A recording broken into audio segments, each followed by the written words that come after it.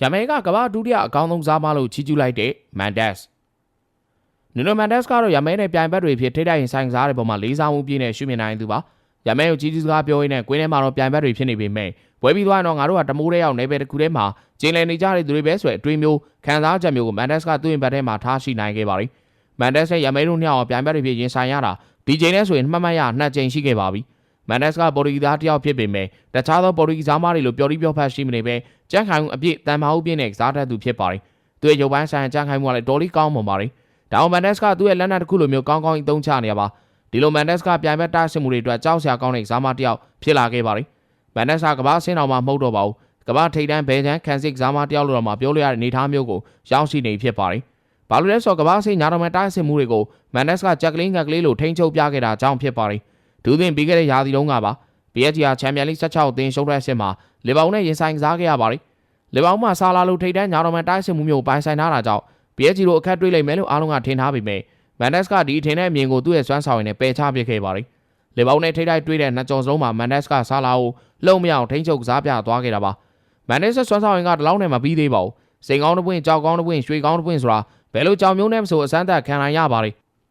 အားလုံးပဲမင်္ဂလာပါခင်ဗျာ Wine Sport ကနေကြိုဆိုလိုက်ပါတယ်iPad 989နဲ့ 5 Mix ကစားလို့တယ်ဆိုရင်တော့ Viber နံပါတ်39 454 569 465ကိုဆက်သွယ်လိုက်ပါ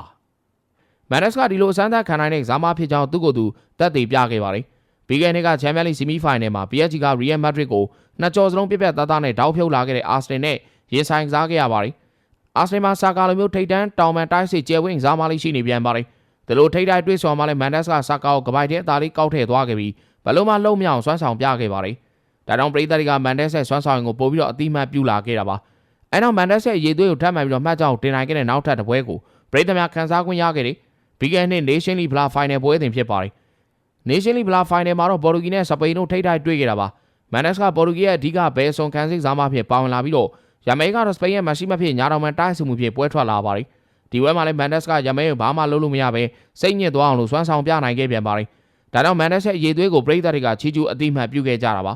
ခုချိန်မှာလည်းဘာစရာနဲ့ PSG တို့ချန်ပီယံလိအုပ်စုစစ်မှာထိပ်တိုက်တွေ့ဆုံခဲ့ကြပြန်ပြီးရမယ်နဲ့ Mendes တို့နောက်တစ်ချိန်ထပ်ပြီးတော့ထိပ်တိုက်တွေ့ခဲ့ကြပြန်ပါတယ်ဒီချိန်မှာတော့ရမယ်က Mendes ကိုဒုက္ခပေးနိုင်ခဲ့တယ်ပွဲစားလို့81စက္ကန့်အကြာမှာပဲရမယ်က Mendes ကိုဖေးနိုင်လဲကြအောင်အထိကိုလှုပ်ပြသွားခဲ့တာပါ